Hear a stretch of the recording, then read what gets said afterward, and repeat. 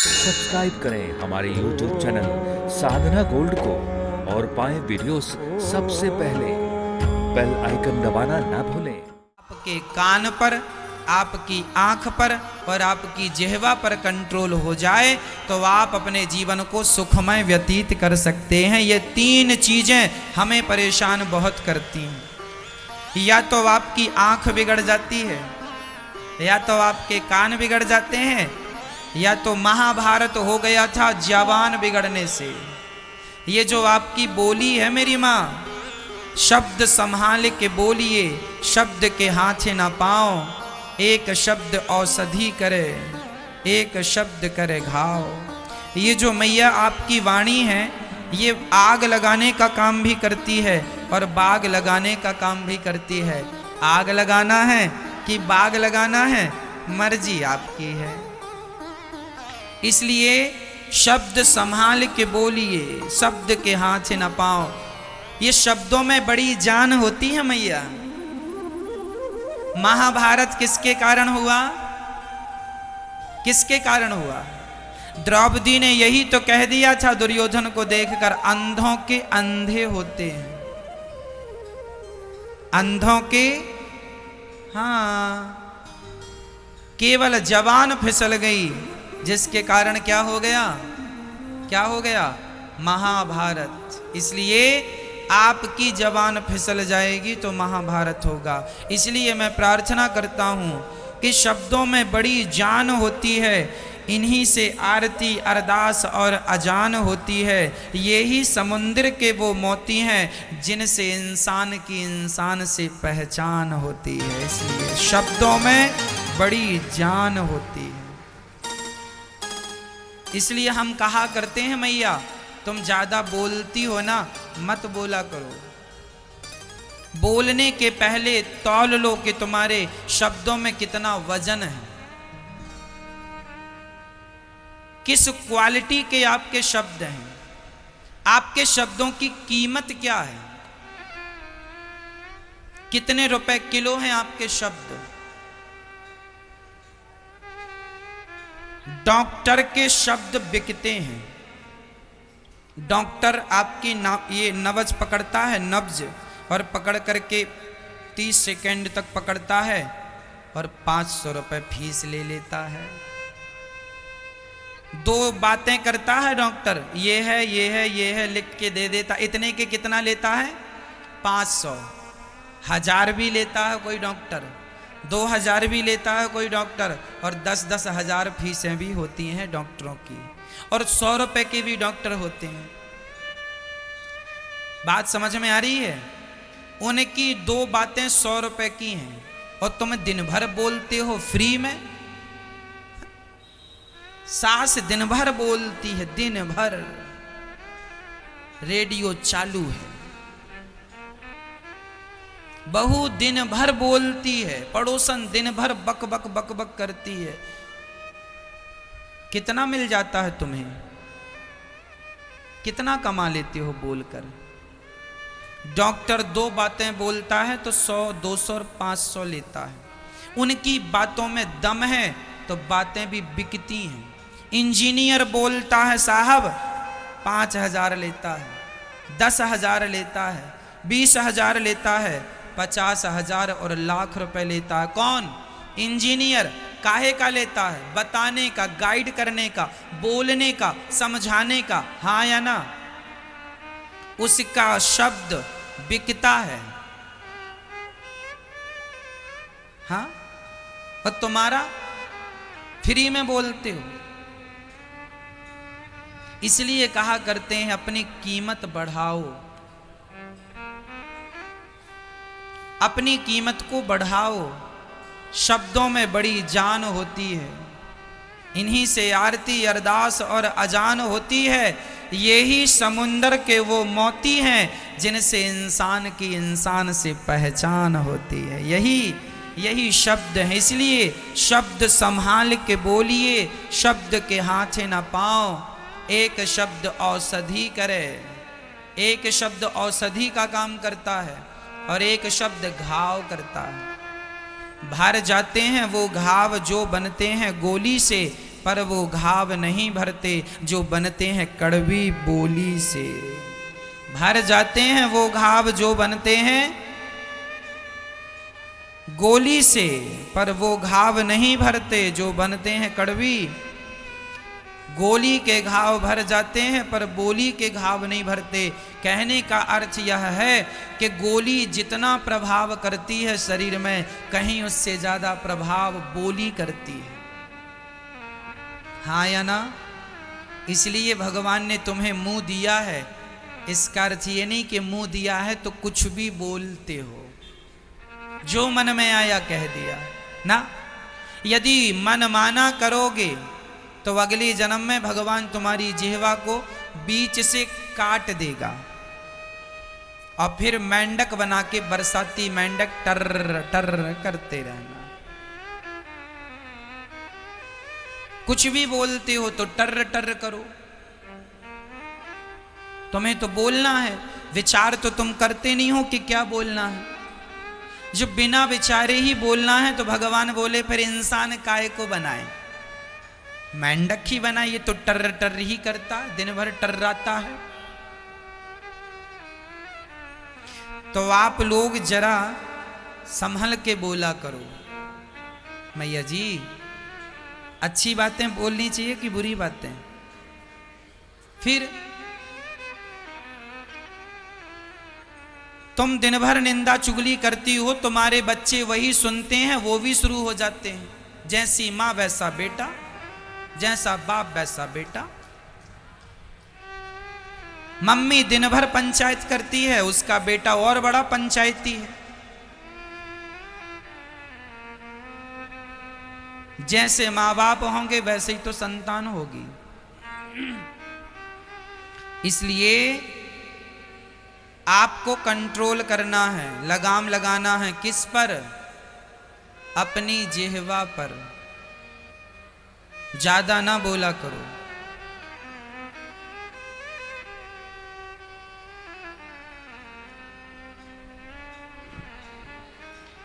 बताओ इसकी कीमत कितनी है? जोर से बोलो। और इसकी कीमत कितनी है? ये 100 है, इसकी कीमत 500 है, और इसकी कीमत, चलो हम दोनों को उछालते हैं। जब उछाला हमने दोनों को ऊपर किया तो सिक्के में तो आवाज थी पर नोट में आवाज नहीं थी। जिसमें आवाज ज्यादा होती उसकी कीमत कम होती है, जिसमें आवाज नहीं होती उसी की कीमत ज्यादा होती है। कहने का तात्पर्य यह है, जो ज्यादा बोलता है वह 2 कौड़ी का होता है। सिक्का बहुत ज्यादा खन खन करता रहता है। जेब में पड़ा है, 2-4 सिक्के जेब में डालो, चलो तो आवाज करते हैं। कितने के हो? 4 रुपए तुम पड़े और बोल इतना रहे हो। और ये बेचारे पर्स में लाखों गड्डियां, लाखों रुपए पड़े हैं पर आवाज बिल्कुल नहीं है। समझदार आदमी कम बोलता है, मूर्ख आदमी ज्यादा बोलते हैं। अब आप देख लो कि आप समझदार हो कि मूर्ख हो। कई लोग ट्रेन में बैठते हैं, सामने वाले 2 पंचायती पंचायत कर रहे हैं, इसको भी रहा नहीं जाता, ये भी घुस जाता है। हमसे सुनो, हमसे चुप नहीं रह सकते थोड़ा? अरे भगवान का नाम जपो, भगवान का नाम सुनो, भगवान की कथा लगाओ। क्या तुम पंचायत में उलझ रहे हो? कोई अच्छी बातें हो तो चलो सुनो और उसमें बोलो। तुम्हें क्या पड़ी? तुम क्यों मर रहे हो? इसलिए कहा करता हूं, जरूरत से ज्यादा ना बोला करो। बोलो यदि पहले तुम तौलो, फिर मुख को खोला करना। पुष्प नहीं बन सकते हो तो कांटे बनकर मत रहना। 3 चीजों पर लगाम लगा लेना, कंट्रोल कर लेना, जिसे सामान्य भाषा में कहते हैं संयम। संयम किस में हो? आंख में संयम हो, संयम कान में हो और संयम जिह्वा पर हो। आंख, कान और जिह्वा ये संभाल लो। बुरा किसी का कुछ भी मत देखो।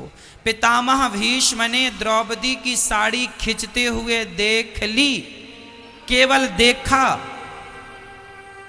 देखने का पाप लगा। तुमने क्यों देखा? और देखा था तो रक्षा करते, बचाते, लेकिन बचाने की ताकत तो थी पर फिर भी बचाया नहीं, देखते रहे। अच्छा पितामह भीष्म जी, आपको भी इसका दंड भोगना पड़ेगा। और उसी का दंड था कि बाणों की सैया पर लेटना पड़ा पितामह जैसों को। तुमने पाप देखा क्यों? या उठ के चले जाते, या तुम रक्षा नहीं कर पाते तो उठ के चले, रक्षा भी नहीं करनी और तमाशा भी देखना है, तो फिर जब भगवान तमाशा दिखाएंगे तब देखना तरीके से। तुम्हें बड़ा मजा आता तमाशा देखने में। या तो तुम रक्षा करो और नहीं तो चुपचाप वहां से उठ के मत देखो ना कि नहीं साहब हम बचा नहीं सकते तो हम देखेंगे भी नहीं। सही है? तो आपके लिए ये समझ है, सीख है। संयम किसमें होना चाहिए? आंखों में। पितामह की आंखों में भी संयम नहीं था, इसलिए वो उठकर वहां से नहीं गए और परिणाम बाणों की सैया मिली।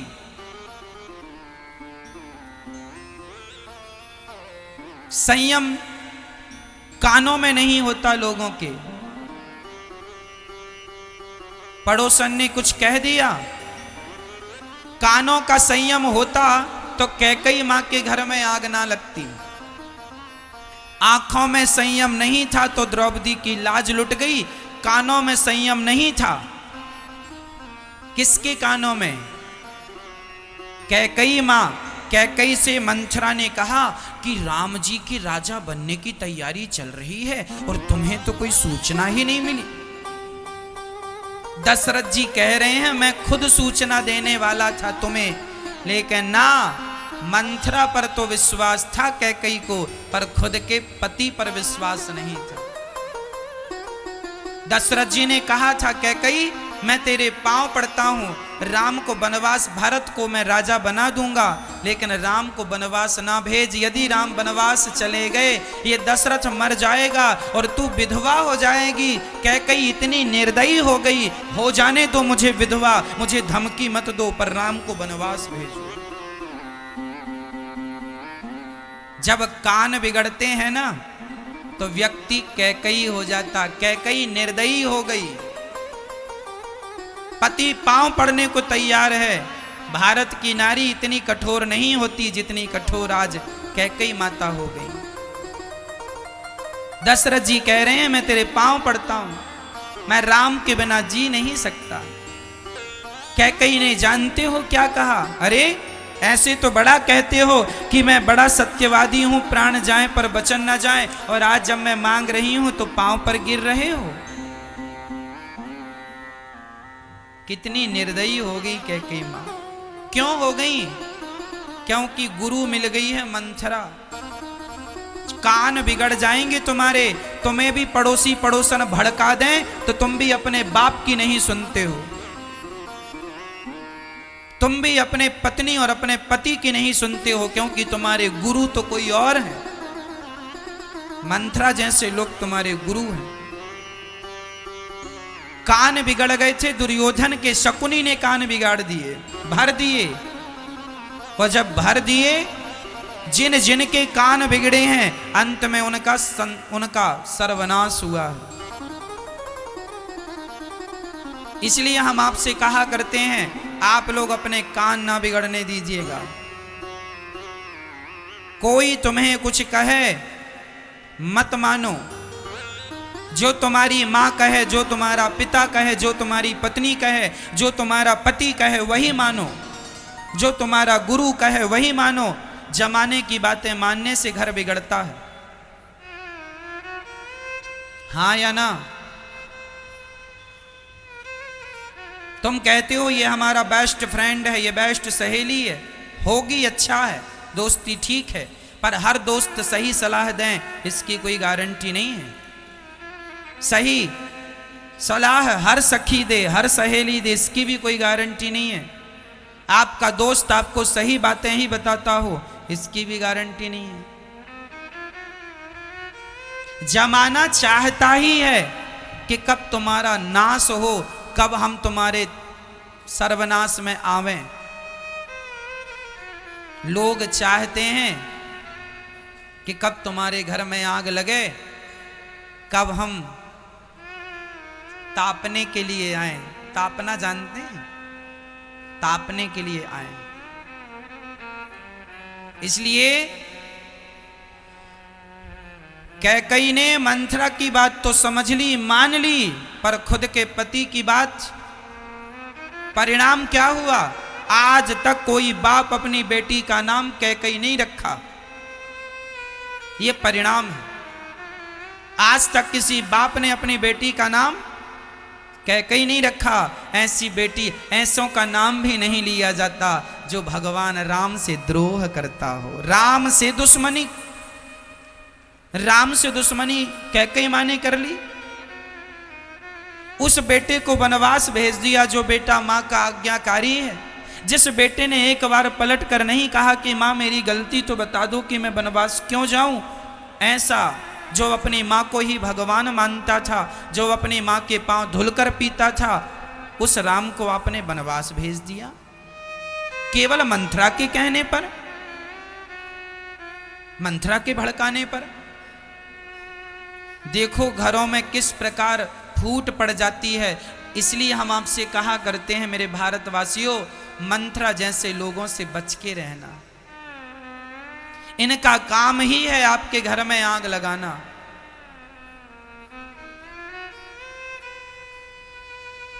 आपके कानों में संयम होना चाहिए और आपकी जिह्वा पर संयम होना चाहिए। आज के बाद ना तो कुछ भी आप देखेंगे आंखों से, ना तो कुछ भी बोलेंगे वाणी से, ना कुछ भी सुनेंगे। देखना है तो भगवान के चरणों को देखो, मुख को देखो। सुनना है तो भगवान की कथा को सुनो और बोलना है तो भगवान का नाम बोलो। श्रीमन्नारायण चरणौ शरणं प्रपद्ये, श्रीमते नारायणाय नमः।